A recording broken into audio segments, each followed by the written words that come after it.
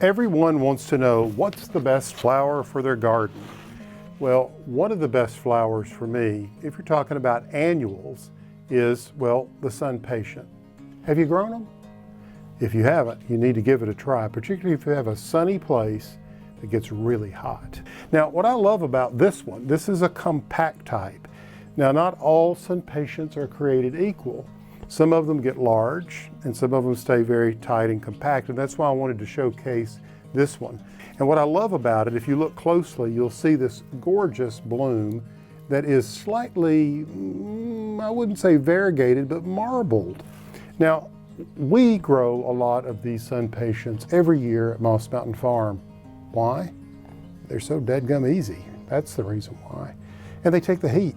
It gets hot here in Zone 7, and these will bloom until the first frost with lots and lots of bloom. Now, a few tips that will help you along the way with your gardening. These are excellent for containers. You see, I put just 3 small plants in these pots a few weeks ago, and look how they've already rooted in. You can see those beautiful white roots, and that's what you want to look for when you go to a nursery. You can see this multiple branching, and that's how gives you an indication of just how dense these things become and compact. And this one container will create a spread that will be about like this and about like this. In other words, if I wanted just to take this container and place it in here, it would completely fill this 22-inch pot and spill over. That's really all you need, right? Now, in planting this, what you want to do is you want to tear into the roots gently. Now, let's talk about the blooms for a moment. How do you keep up this level of flower power? You want to start with a good soil. And what I say is a good all-purpose potting soil. The problem with this is very dry, right? And what you want at the end of the day is soil that if you hold it like this, it falls apart when it's moist.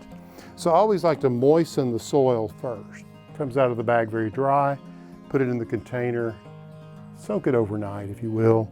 Make sure it drains well. Drainage is essential. SunPatients don't like a lot of fertilizer. Another great thing about them. You know, we're all about organic, so I like that. So a little bit of organic fertilizer around these is all you need. The other thing is water. They do like water. They don't want to sit in water, all right? Don't plant them in a boggy, wet place. They want the soil to stay moist, consistently moist, because they'll actually wilt. If they wilt, fear not, they'll spring back in no time if you'll water them. This is an old-fashioned saucer. Sometimes old-fashioned things are the best, right? So just taking a saucer like this and putting it under the container will save you a lot of work and heartache. If you keep the saucer full of water, you don't have to worry about watering your SunPatients. Sun, well, the sun in SunPatients tells you a lot about this plant. It loves full hot sun, but it is key that you get the moisture in the soil regularly for them to perform. Now, the thing to do is to always look for the SunPatients logo. That's important because there are a lot of these impatiens out there, and they're purposefully, I think, trying to confuse people. You can't plant ordinary impatiens, and these are not New Guinea impatiens. You need to get SunPatients. And this one, as I said, is compact pink candy, but there's lots of other colors. I mean, salmon and orange, and even hot red. So this is just one of many, many, many colors.